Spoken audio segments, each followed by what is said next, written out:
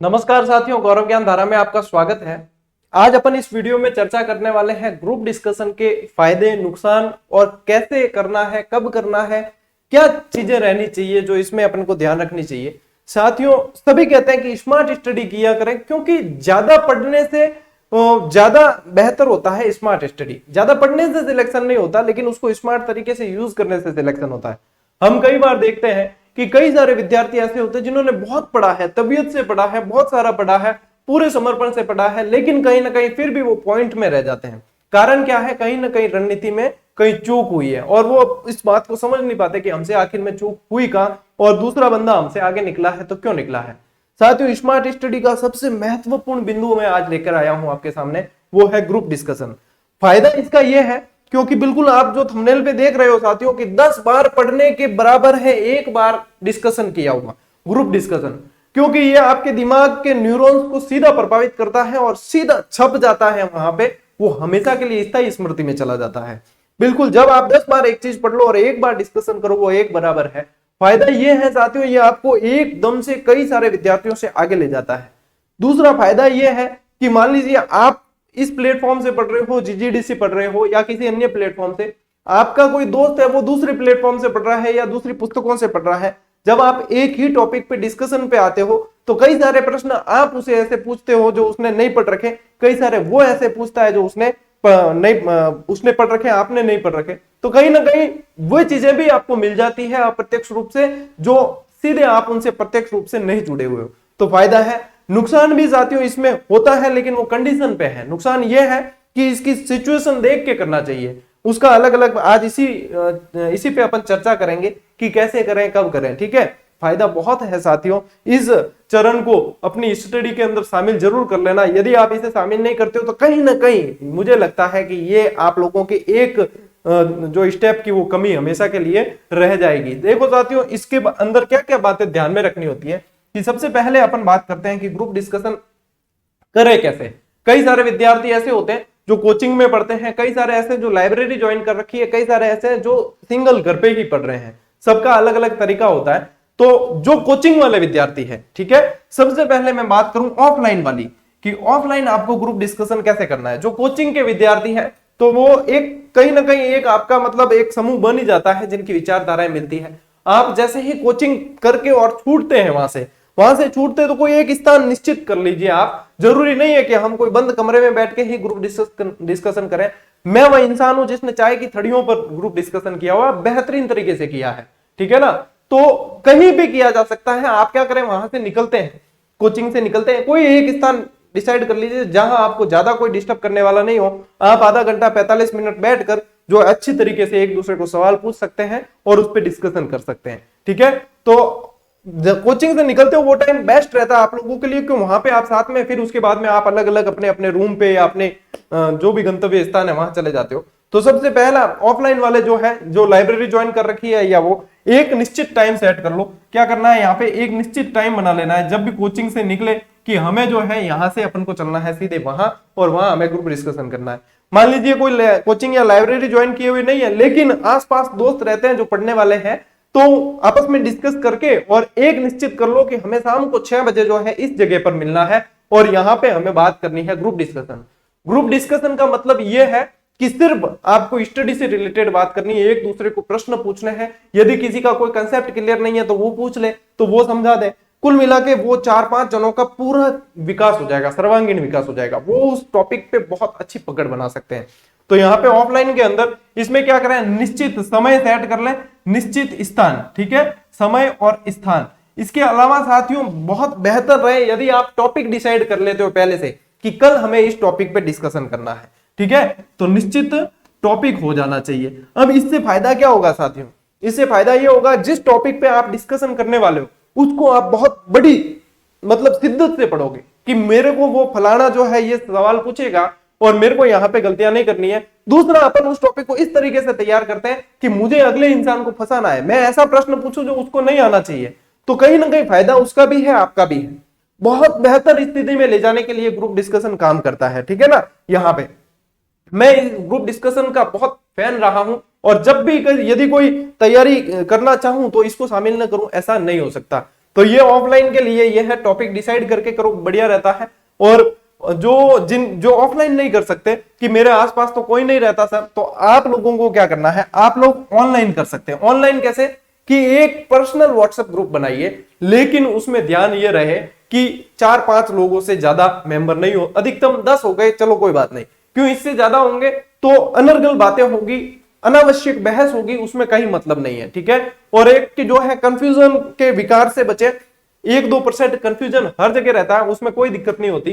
तो यहाँ पे ऑनलाइन वालों को एक छोटा सा व्हाट्सएप ग्रुप बनाना है, चाहे 3 मेंबर का ही बनाओ, लेकिन वहां पे अब उसमें भी या तो आप दिन निश्चित कर लो टाइम दिन का कि अपन को इस निश्चित टाइम पे डिस्कशन करना है, ठीक है। तो अपन इस समय जो है डिस्कशन करेंगे, जिसकी टाइपिंग अच्छी है बढ़िया कर सकते हैं, ठीक है। आजकल ऑडियो वाला भी सिस्टम चलता है, तो सारे सिस्टम है, ये कर सकते हैं। यदि ये ऐसे नहीं कर पाते हो आप, तो आप लोगों के पास में ऑफलाइन रास्ता है। अब कई जने यूं कहे कि सर मेरे तो कोई दोस्त ही नहीं है या मेरे नहीं है, तो देखो ऐसा होता नहीं है कि आप तैयारी कर रहे हो और आपका कोई भी कलीग या कोई भी ऐसा नहीं है जो तैयारी कर रहा हो, ऐसा नहीं होता है। 1-2 जने तो होते ही हैं, वो आपको देखना है कि आप किसके साथ में डिस्कशन करोगे, लेकिन चूज उन्हें करना जो समर्पित है, खुद भी जो खुद मौज मस्ती वाले अनावश्यक बात करते हैं, उनको चूज करने से कोई भी मतलब नहीं है।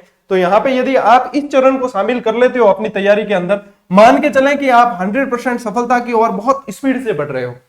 अब बात करें साथियों, ये तो हो गई कि करना कैसे है, ठीक है, और क्या फायदे हैं इसके, कि ये है देखो ऑफलाइन तरीका बता दिया आपको, ऑनलाइन तरीका बता दिया, ठीक है ना। ज्यादा बड़ा ग्रुप नहीं होना चाहिए, ये बात ध्यान रखें, क्योंकि यदि आप कमरे में स्टडी करते हो तो वहां पे 2 से तीसरा यदि होता है तो बातें होती है, तो ज्यादा बड़ा नहीं हो। और ऑनलाइन में आप एक ये भी है कि आपको जब नींद आने लगती है ना, उस समय आप डिस्कशन चालू करो तो बहुत अच्छी चीजें हो जाती है। ऑनलाइन में आप सोर्सेज दे सकते हो कि मैंने इस सोर्स से ये पढ़ा है वो पढ़ा है, ठीक है ना। ऑफलाइन वाले भी ऑनलाइन भी कर सकते हैं, ये आपका नजरिया है, आप कैसे करते हैं।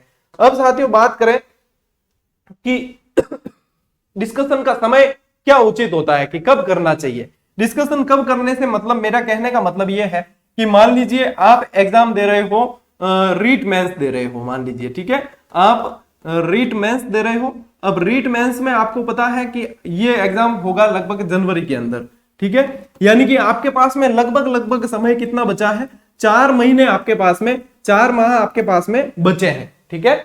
अब 4 महीने बचे, बहुत बढ़िया टाइम है डिस्कशन के लिए। डिस्कशन तब से कर लेना चाहिए जब आपने तैयारी शुरू की है और आप डिस्कशन शुरू कर लीजिए। ये तो है बढ़िया टाइम कि आपके पास में 4 महीने बचे, 3 महीने बचे, आप डिस्कशन करें, रोज करें, बहुत बढ़िया स्थिति में अपने आप को पाओगे। अब ये तो है जब करना चाहिए, ठीक है।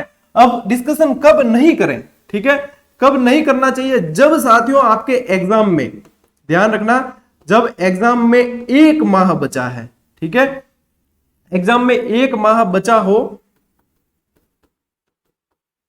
तब जो है इसे बंद कर देना चाहिए, ठीक है, तब बंद कर दें। कारण क्या है कि 1 माह जो बचा है, अब आपने जो पढ़ रखा है आपको सिर्फ और सिर्फ उसका रिवीजन करना है। अब आपको नए प्रश्नों की आवश्यकता नहीं है। जब 1 माह बचा है तो आपको नए प्रश्नों की आवश्यकता नहीं है, क्योंकि आप अब तक अपने जो जिस सामग्री पे कमांड करनी थी उस पर कर चुके हो, अब उन्हें ही भुनाने की आवश्यकता है। अब यहाँ पे यदि कोई ऐसा प्रश्न आप लोगों के सामने आता है जो आपको कहीं ना कहीं नहीं आ रहा है, और आपको यदि ऐसा लगे यार ये मैंने छोड़ दिया, तो पता नहीं ऐसे कितने प्रश्न और मैंने छोड़ दिए होंगे, तो मैं बाहर हो जाऊंगा, ये स्वाभाविक है जो मन में बात आ जाएगी, ठीक है। तो 1 महीने पहले आपको किसी तरह का कोई डिस्कशन नहीं करना है। विशेष रूप से ध्यान रखें, एग्जाम से 2 दिन पहले तो बिल्कुल ही नहीं करना है। और जिस दिन एग्जाम देने जाते हैं, मैं देखता हूं हजारों विद्यार्थी जो है एक दूसरे को प्रश्न पूछते हैं एग्जाम देने जाने से पहले। एग्जाम देने जाने से पहले इस चीज को बिल्कुल ही नहीं करनी है, वहां पे ये आपको सीधे नकारात्मक लेकर जाएगी। कारण यह है, आपने मान लीजिए नहीं पढ़ा है, कहीं ना कहीं पढ़ा है तो वो कोई बात नहीं है, नहीं पढ़ा है तो आप लोगों को जो पढ़ा हुआ है उस पर ये नहीं पढ़ा हुआ हावी हो जाएगा। वहां पे बिल्कुल इसको बंद कर देना चाहिए। मेरी बात मानो तो आप लगभग है ना 20 दिन पहले तो इसको बंद कर ही दो, फिर भी आप करते हो 20 दिन पहले बंद कर दो। यानी कि जिस एग्जाम में 3-4 महीने पढ़े, 6 महीने पढ़े हैं, बहुत बढ़िया टाइम है, आपके डिस्कशन का शामिल जरूर करें। यदि आपके एग्जाम में अब मात्र 20-25 दिन बचे, जैसे कि आप फर्स्ट ग्रेड वालोगे, तो आप लोगों को डिस्कशन नहीं करना है, आप लोगों को तो करना है अधिक से अधिक रिवीजन और अभ्यास करना है। अभ्यास में क्या होगा कि आप लोग जो प्रश्न गलत भी हुए हैं तो वो अच्छे से हो जाएंगे, आपके भी याद हो जाएंगे। और डिस्कशन का एक फायदा ये भी रहता है, 3-4 महीने पहले करते हो तो जो प्रश्न आपको नहीं आ रहा है या आपका गलत हो रहा है वो हमेशा के लिए स्थायी हो जाएगा। तो साथियों बहुत बढ़िया स्ट्रेटेजी, यदि किसी की कोई रणनीति है तो उसके अंदर ये ग्रुप डिस्कशन शामिल होना बहुत जरूरी है। जब बड़े बड़े एग्जाम यदि आप देखोगे, यूपीएससी के, अपने आरपीएससी के बड़े बड़े एग्जाम देख लो, तो जो टॉपर्स विद्यार्थी है या जो मतलब आप देखते हो सीधे ही सिलेक्ट होते हैं पहली बार में, वो अपनी रणनीति के अंदर ग्रुप डिस्कशन को जरूर शामिल करते हैं। कारण करें कैसे भी, ऑफलाइन ऑनलाइन आजकल बहुत सारे सोर्सेज हैं आपके पास में, बहुत सारी सुविधाएं हैं, आप कर सकते हो। कारण मतलब फायदा यही है साथियों, जो आपने नहीं पढ़ा वो भी आप जान पाओगे और आप उन चीजों को उस तरीके से पढ़ोगे कि मेरा हर रोज जैसे टेस्ट हो रहा है वही चीज है, ये सीधे सीधे आपको आगे ले जाती है। तो मेरा यहाँ आज के इस वीडियो का मकसद यही था कि विद्यार्थी जो है, जो सेकंड ग्रेड और रीट की जैसे तैयारी कर रहे हो, अभी समय है आपके पास, अपनी रणनीति के अंदर इसे शामिल कर देना और 10 दिन बाद ही आपको इसका रिजल्ट देखने को मिलेगा कि वास्तव में सर आपने बताई वो बात, हमें जो चीजें याद नहीं होती थी वो अब हमें मुख ज़बानी याद है और हम बाकी स्टूडेंट से काफी आगे निकलने की मतलब कंडीशन में आ चुके हैं। और यही कमेंट 10 दिन बाद यदि इसको शामिल कोई कर देता अपनी रणनीति में, आप लोगों के कमेंट यही मुझे देखने को भी मिलेंगे। साथियों उम्मीद यही है कि जैसे भी अपनी सारी स्ट्रेटेजी जो है ना वो बिल्कुल परफेक्ट हो और अपन कुल मिला के अपना जो अंतिम लक्ष्य है सिलेक्शन, मैं कहता हूं चाहे कहीं से पढ़ो, मैं कहता हूं चाहे किसी से पढ़ो, मैं कहता हूं चाहे कैसे पढ़ो, लेकिन अंतिम लक्ष्य जो है साथियों वो है आपका सिलेक्शन। कुल मिला के समर्पित आपको उसके प्रति रहना है और जो समर्पित है उसे निश्चित ही ये लक्ष्य हासिल होगा। मेरी शुभकामनाएं आप लोगों के साथ है और भी यदि आपके लिए कोई अच्छी जो बातें होगी वो मैं अलग वीडियो बनाकर बता दूंगा। और याद रहे 19 सितंबर को अपन रेट का निःशुल्क बैच रेट मेंस का शुरू कर रहे हैं। अपने सभी साथियों तक सूचना पहुंचा देना, पूरा यूट्यूब पर ही क्रमबद्ध तरीके से नोट्स मेकिंग पैटर्न पर और बिल्कुल व्यवस्थित तरीके से याद कराने वाली क्लासों के साथ में आएगा। तो जितने विद्यार्थी हैं वो समय पर जुड़ जाए ताकि आप कोई भी क्लास मिस न करें और डेली आप साथ में चल पाए, नहीं पीछे से कवर करना बहुत मुश्किल पड़ता है। ठीक है साथियों, मेरी शुभकामनाएं आप लोगों के साथ हैं। मिलते हैं अगले वीडियो में अगली क्लास के अंदर, तब तक के लिए राम राम, जय हिंद।